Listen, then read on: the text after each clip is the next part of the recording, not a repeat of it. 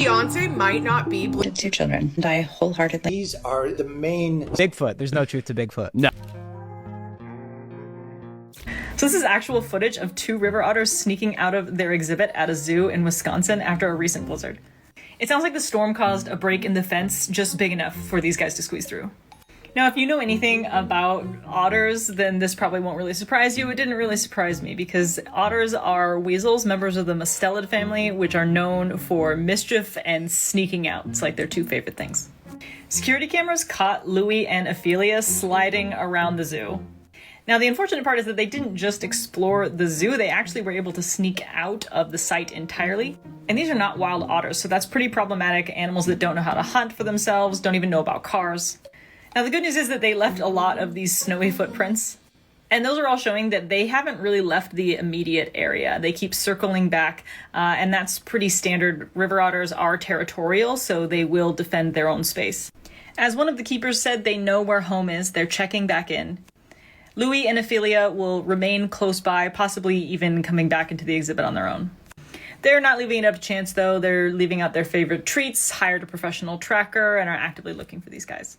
In the meantime, the zoo is asking that if anyone who lives in the area and sees a river otter to please take a photo or a video, DM them at this Facebook page with the date, time, and the address of the sighting.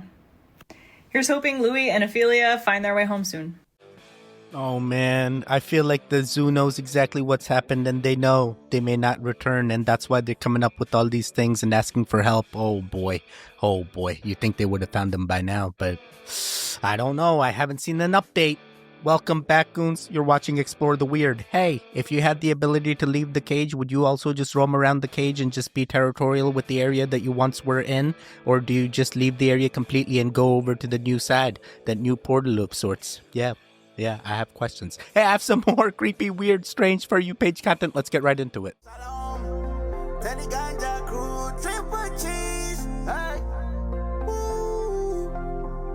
Yeah, let's go to the mountain. Scientists just discovered there was a mystery population 300,000 years ago that interbred with beings on Earth and gave us 20% of our DNA and heightened our mental function. What do you mean? Well, more specifically, this mystery population has been pinpointed as 1.5 million years ago interbreeding with the beings on Earth. And then they're not traced anywhere else until 300,000 years ago, where they interbred with those beings again, creating us. So I did hear a long time ago that this was assumed. So is this what scientists are actually saying now for sure? All the geneticists are saying, and one is from the University of Cambridge who co-authored this study, is that it's fascinating. They can actually pinpoint the exact time frame that this happened. But again, they don't have the answers onto who or what these beings were. If this mystery population made the beings more intelligent when they bred with them, that means that that mystery population was far more intelligent than the beings that were already here, which means maybe what they were saying about alien, are they saying that these were alien beings that came here and bred with us to make humans? Nobody said that, but they did call them ghosts, a ghost population, but clearly they had to be alive. They just don't know where they came from or where they went, as they're not documented in any other time. So, oh hey, I'm a comedian, come to my shows if you want. Yeah, maybe I will. This was entertaining skit. Interesting. I had no idea that they actually told us there was a ghost species of sorts that we have traces of, and it was called Cobra. That's how they found this. Cobra? Really? C-O-B-R-A-A? Wow. G.I. Joe getting too real. Okay. What do we do now? Where do we go with this information? What are we supposed to say? That, hey, maybe the Anunnaki story does add up in some way, shape, or form, and maybe we just have the times wrong. Very, very wrong. Oh, boy. And they say they're going to come back, but it's like, were we just the monkeys to them, and then they did? But did they really breed with us, or did you just mix the DNA? Is mixing DNA just mean they bred? But like that, only like same species can, so they have to be somewhat similar, right? Or did they just create it? I have many questions. They must have mixed the DNA, Teddy. They had all different techs that you didn't even need to breed. You just put a little DNA in there and then boom, human. Why do so many Indian Americans run 7-Elevens? One of the secrets about 7-Eleven that no one knows is that the reason so many first-generation Americans like to come to 7-Eleven, Subway, places like that, it's a small environment. They can generally be their own boss. They can recognize that hard work will pay off because the harder they work, the more successful that store is. They have a chance to buy another. I have so many stories of people coming to the United States, $500 in a suitcase, and now they have greater wealth than I do because they have experienced the American dream, one 7-Eleven store at a time. Hey, trust me on this, I'm Indian. There's 3 paths. You either own a franchise, you're either a doctor, or you work in IT. And then there's all the other, customer service, this call center. There's all that. But I will tell you, yeah, franchises are actually very profitable. And if you ever have the opportunity, you find yourself in a Subway, a Domino's, a Papa John's, a 7-Eleven of sorts, hey, look for the owner plaque. See if you can become friends with the owner, because then you will find out that they own more than one franchise. And then soon you start getting the Indian discount without even being Indian, because you became friends with the owner and you followed the franchise owners. And sometimes the franchise owners are hidden under corporations, and you got to look up the corporation to see which members are the people that are in that corporation, so that way you can become. I'm sorry, I just know how to reap the benefits. This is exactly how it's done. Hackers are stealing data from just the lights on your keyboard. Check this out. This attack takes advantage of the cap lock light and the num lock light.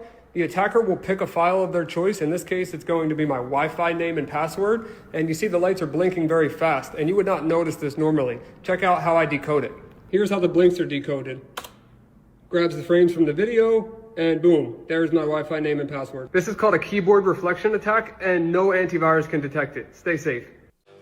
Yeah, he's actually right. No antivirus can detect it, because an antivirus is not going through your MP4, which is a video file, in order to see, hey, can I decode the light patterns from that video? Yeah, in Python, which is a coding language, you 100% can. You can make them inputs, and when they're, bright white space, meaning the light is on, hey, that's an output as well. So, yeah, these are things. I believe this guy knows the things.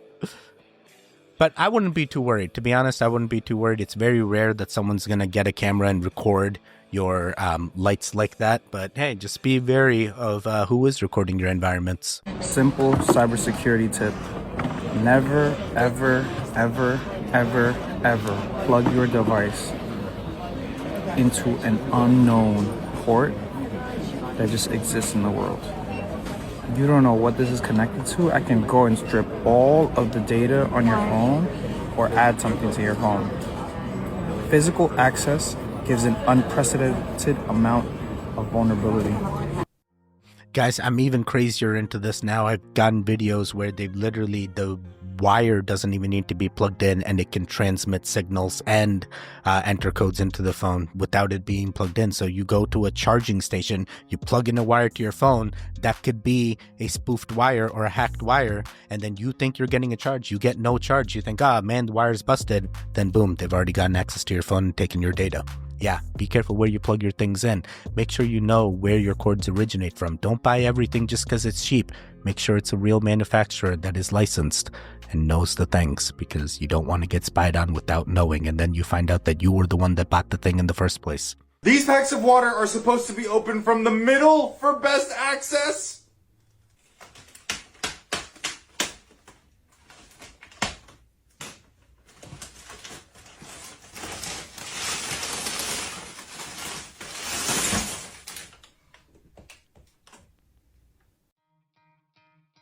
I'm looking at this exactly the same way. I'm going to open the water bottles however I want. I've already got to deal with the plastic that the water's in. Now I got to deal with the plastic around the water bottles. Oh boy, I'm going to get it however way I can. I usually go from the side and pull it right out, and it's like, no one knew I even took one.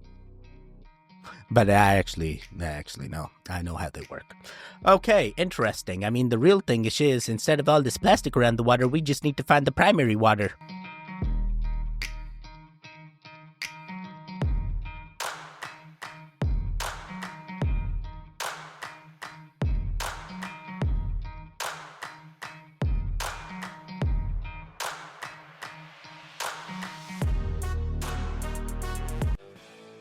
Yeah, I'm like, who cares what others think? You do you. You do you, boo. And it looks like Marie Antoinette, she was doing her. And she actually started a fad. And now all the new fads have as much or have the least amount of clothing possible, and then say you're comfortable when you really aren't. Yeah, Teddy, it's like, negative 30 degrees out, but I'm in shorts and I'm comfortable because I'm from Boston. And that's what. You stop it. Sure, buddy, you comfortable. You comfortable, all right?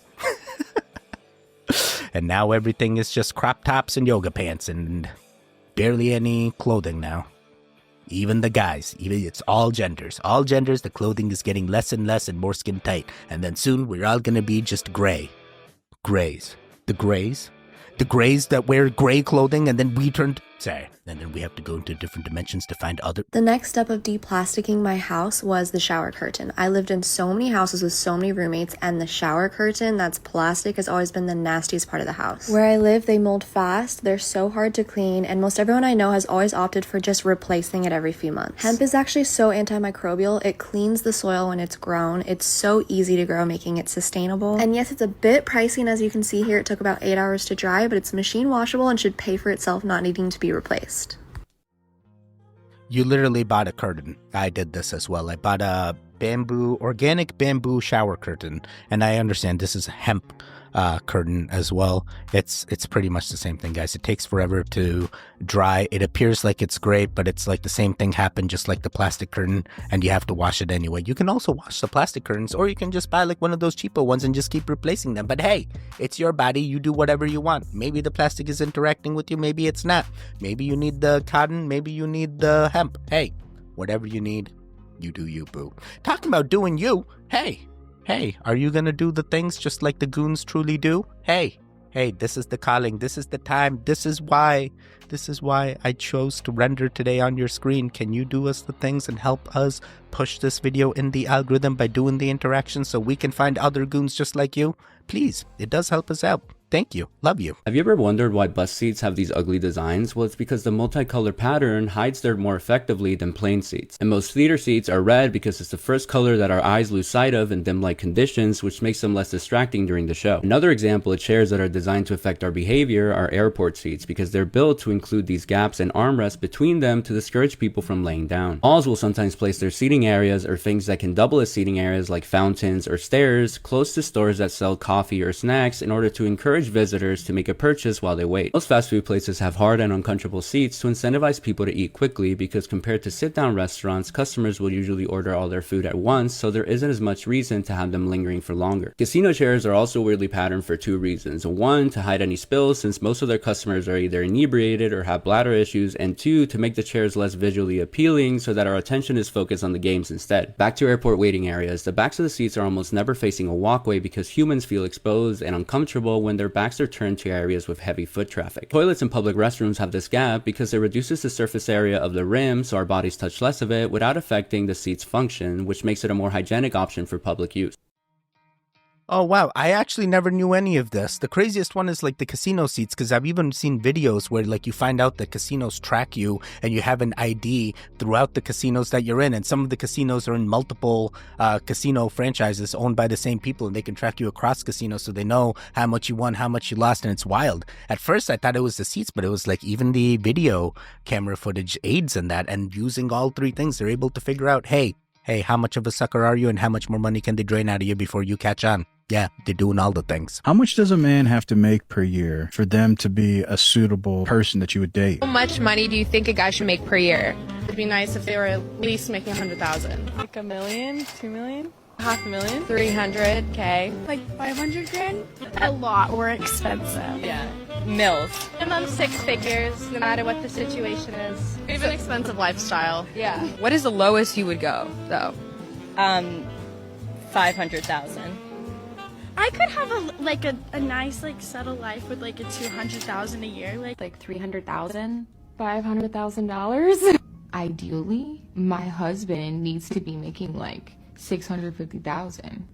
How much do they have to earn? Like 8 figures or more. 8, 7 figures is a millionaire. So you're saying he's got to make at least 10 million for you? Yeah, I want a billionaire. If I could bring money home, he has to bring money home. Are you a millionaire yourself? No. So they got to make 10 million at least. Okay, fair enough. some of you guys are going to look at this and go, man, all these girls are crazy. But in fact, it's the entire generations, and it's not their fault. They're being instilled and being told this by fake social media profiles that are saying this is the norm when it isn't. This is not the norm. The average salary is well under 75K per household. Per household. That means both people could be making money. One person could be making money. It could be multiple people need to be making that money to get to that 75K. It is a hard system out here. If you are a woman and you are single and you are setting standards like this onto your significant others that they need to make these things, you start. You'd be the change that you want to see. You start earning that money. You make the 650K. You make the 10 million. You make the 1 million. You be the change. Don't start having these high expectations and hoping that this individual will just come, because what you'll find out is the amount of people in the world that are making more than 100K is far less than anything that you think, because that social media has lied to you and you're blindly believing that there are individuals out there that are just going to come off and sweep you away and they're all there. No, those individuals are finding better things. They have better things to look at. This is so sad. I hate that this is what the society is turning into, setting these unreal expectations. And if we don't have those open conversations with these generations, this is only going to get higher. And now they're going to want 100 million, 200 million. And then you have unhappy society of all single women because they can never find the people because no one's ever good enough and they turn ratchety. Yeah, it happens. It's happened multiple times. I've just become aware that there is an entire cabal of Pokemon card resellers who are not only tracking shipping trucks so that they can snipe the cards seconds after they enter the building, but they're also selling the cards back and forth to each other to inflate the prices. And they're also on Facebook and Discord groups so that they can collaborate on how and when to snipe cards from different stores. We need to have a talk about how a literal children's trading card game is being turned into an insider trading stocks mimic, right? Like, obviously this is a result of the system, but do you see how it infects everything? Nothing is allowed to be enjoyed. Everything has to be bought and sold in a way that makes people millionaires and has to be turned into its own business. There's so much lack because of this system that there are people who think flipping Pokemon cards is the way to financial freedom. Like, there's no joy. Do you see how unhealthy this is? Yeah, the Pokemon cards guys are crazy. You should be trading Yu-Gi-Oh cards like me, because let me tell you, there's far less Yu-Gi-Oh cards, and then the price impact is way more than Pokemon cards because there's a lot more Pokemon card collectors out there. Oh, that's not what this is about? I shouldn't be collecting any cards? No, shouldn't be banking on those NFTs to finally make me the next Bored Ape yacht? Sorry. I totally fell for this. I even fell for this with the NBA, like the NBA NFTs that they released as well. I fell for it all. But in the end, the Pokemon cards were the actual ones that seemed to have persevered along the Yu-Gi-Oh cards as well. And then some people still got the Digimon cards. Oh boy, Teddy, I still have my Beyblade. Beyoncé might not be Blue Ivy's biological mother. Also, do not come for me. This is just like a fun little theory. It's not that deep. People thought that she wore a fake baby bump during her pregnancy. There's this viral interview where it looks like her stomach is deflating when she sits down. See? And no pregnant woman could naturally experience this. On top of this, she wore very loose-fitting clothes during her pregnancy, perhaps to conceal the fact that she didn't actually have a baby bump. People are also like, maybe Blue Ivy was a surrogate baby. Now, if you ask me, they look just like each other. She also looks just like Kathy White, who was a longtime mistress of Jay-Z. She allegedly got pregnant in 2011, which is the same time Beyoncé announced her pregnancy. Then, shortly after she gave birth, she mysteriously died due to a brain aneurysm. A lot of people think that she is Blue Ivy's biological mother. And the timelines of these two pregnancies line up perfectly. On top of that, when Blue Ivy was getting born in the hospital, there was reportedly a lockdown placed in the hospital with a presidential level security measure. And the parents of other newborns in that same hospital were not allowed to see their kids for the next 24 hours. Witnesses reported being removed from the hospital floor or even in the waiting rooms, like adding to the rumors that the baby could have been a surrogate. But there's even more. Part 2 is already up. Come over here if you like my content. Wait, I feel like I don't need to see a part 2. You're literally going to say the same thing. Could be someone else's daughter. Could be, hey, you know the easiest way to find out? You can take a DNA test and you find out that you were cloned the entire time. Don't come after me. Don't come after me. And 100% pregnant bellies do not do that. They don't deflate like that unless your water broke or something. No way. I have a wife. She's been pregnant once already, and now she's pregnant currently as well with the second. Anytime in the next 2 weeks, we could have her second, and I will tell you, her stomach did not do that. Even early in the pregnancy, it didn't do that. Even now, it doesn't do that. So, if you think like Grace, you may be onto something, or whoever came up with the theory could be onto something, but they won't admit it and they will never show you. And then you start finding out that Beyonce was one of the fastest singers that recovered from her birth weight the fastest. You know, she got her body back way fast in like less than 3 weeks, to say, is that everybody? The scariest moment of the journey. Scariest. It didn't happen. It could have been scary. Circuit breaker. I don't want to be presumptuous here. I can call you Bugs, okay? That's a legal name, passport, Okay. driver's license. And I am Uncle Coney tonight. Let's talk about this, because this is fascinating. I remember very clearly, I think anybody who was alive at the time does. I remember my parents waking me up, and we went down and we watched you guys land on the moon, No, which you was... didn't. No, you didn't. What? Because there wasn't any television. There wasn't anybody taking a picture. You watched animation. So you associated what you saw with... I have very hazy memories. Well, 8-year-old's question. That's my question. I want to know, but I think I know. Because we didn't go there, and that's the way it... This is what I wonder. Hey, is he suffering from mental illness and he's at the whims of his brains and the things that they can remember? Or is he in fact enlightened and now he's waking up and he's seen the things and he's like, wait, starting to make sense, and this thing really don't make sense. Oh man, I hate when it starts to make sense and doesn't make sense at the same time, and then you start spiraling, then you're like, oh my god, now I need to tell others, and then others start spiraling with you, and then boom, Explore the Weird is made. Hey!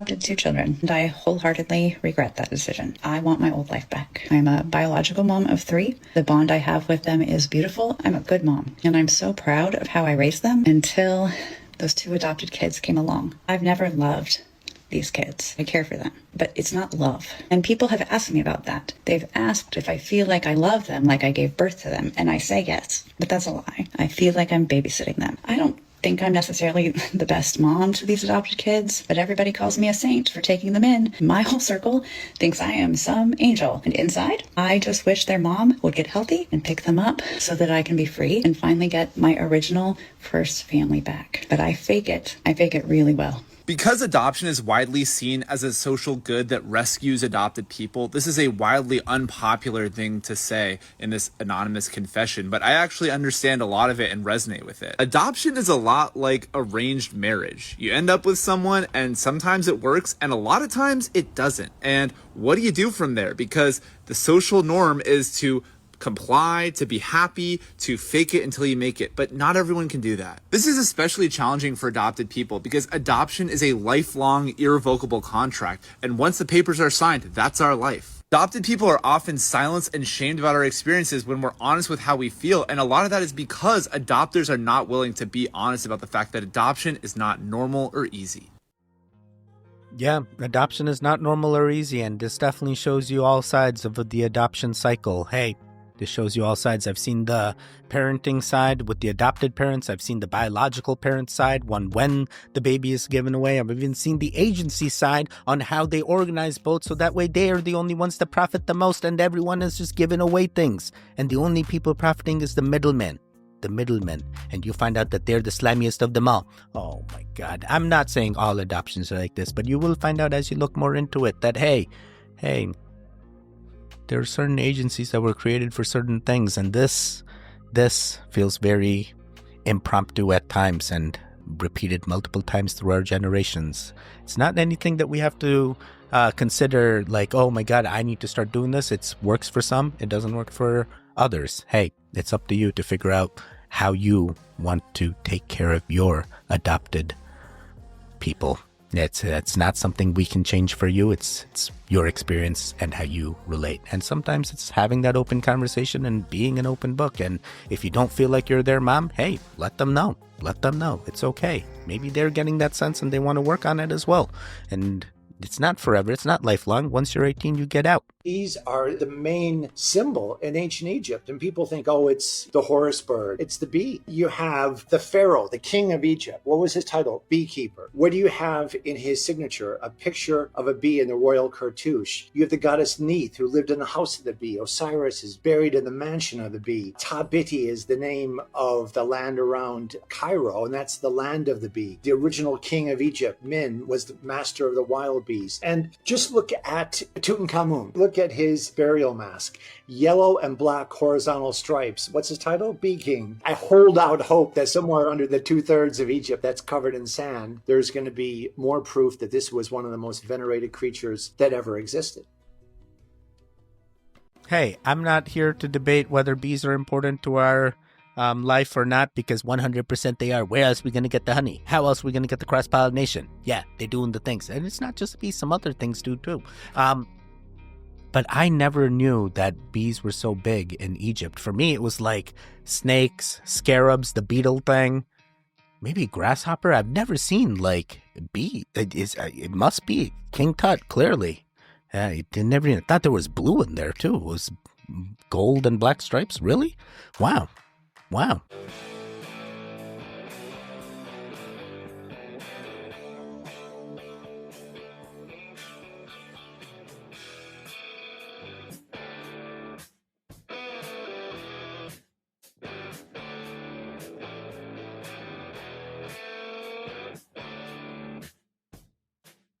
I completely understand what's going on here. You got locked in, and when it happens, is exactly the right thing to do. Yep, others will stare, but hey, they don't know what you're experiencing. You see in all the things. I hope you had a wonderful time, and hopefully this doesn't deter you from not doing it ever again, because sometimes you need that openness so that way you can see the true changes that you need to do in order to come out. Sorry, every time I do this thing, I always come out a better person, or like I learn something about myself. It's also the same thing with mushrooms. Interesting.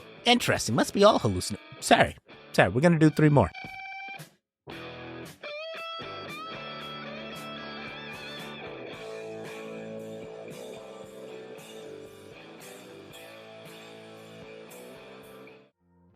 Dude, they're getting smarter and smarter, and now they even say like the chimpanzees or like the apes of our times are now entering like the stone period that we once were, and they're using stone tools, like maybe they're doing the hammers and stuff, and they can use like tools to get other things now. They're getting smarter. They're learning. And soon, Planet of the Apes. Just give it a couple years. Oh, I mean, a couple million years. Oh no, a couple hundreds years.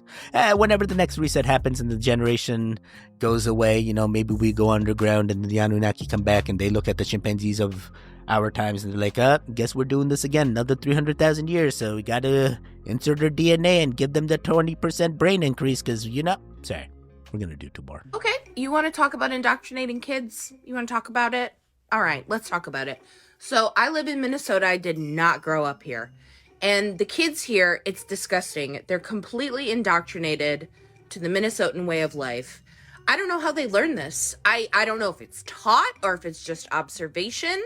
I don't know if they're taught it in school or somewhere else. But it's disgusting and it makes no sense. I'm so upset right now. I'll just show you. This was what was left over at my Knowledge Bowl team party. 1 cupcake. 1 untouched cupcake. And when I held it up and I was like, hey kids, who's gonna finish this cupcake? Crickets. They just looked at me like I was a maniac for suggesting that one of them take the last cupcake.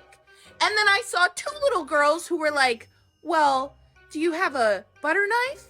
We could just cut it in half. Wait, I feel like that was the right thing. Like, hey, you can split it and now multiple people can enjoy the last slice. Aw, man. And at the same time, I'm like, what if the kids left it for you? Like, what if you were the one that was supposed to eat the cupcake? I feel like everything was normal here and you're making light of something that's not really an issue. And it may not just be a Minnesota thing. I feel like this is everywhere, that if someone, it's like, hey, this is the last thing, they'll be like, okay, I'll split it with you. Or it's one of the brave souls like, nah, I'll just eat it. Hey, Hey, everything's fine here. We're gonna do one more. What about Bigfoot? There's no truth to Bigfoot. No, I don't think so. People get so upset every time I say that because there's so many Bigfoot fanatics, but I don't think so. There has never been a great ape in North America. Bigfoot would be an ape. That's what it would be, right? Like a gorilla or something. Primates start in basically Central America. There's never been monkeys in North America. There's nothing for a Bigfoot to evolve from. There's no skeletal remains. There's never been one hit on a road. Like, There's just nothing there. Man, that feels as silly as saying, like, there's never been aliens on the Earth. Yeah. Yep, they have never gotten hit by a car. Nope, nobody's ever found. Come on now. Come on. They literally hide the things in plain sight and you finally go, oh, yeah, nope, no Bigfoot. But all these other things, yeah, because we got the things. But come on, they could be multidimensional. They could be coming from a different whole multiverse, all right? You don't know. But hey, just because there's a lot of fanatics out there does not mean it doesn't exist. Hey, they witnessed something and they want to prove it. And hopefully one day we'll get the proof that we need to finally say that, hey, it was there the entire time and we just needed the tech from the people that were going to do the reset so that way we could get to the portals and actually go open the tree doors and see the Bigfoots on the other side and they were partying the entire time and just coming through. Sorry. I really feel like there's a gigantic Bigfoot party and we just need to go open the right door and then we'll find it. And that door is in a tree somewhere in the forest. And you know me, I ain't going outside. Stay home, stay safe. Well, goons, you made it to the end. Hey, I'm still spiraling about the Bigfoot thing. Why? What about the original proof of the thing? Was that just a man in the thing? Come on now. It's gotta be real. There's proof. Hey, guess what? There should be videos on the screen right now. Click on either one of them to continue the goon fix. The one in the middle, you can subscribe. I will see you guys next time. Goodbye.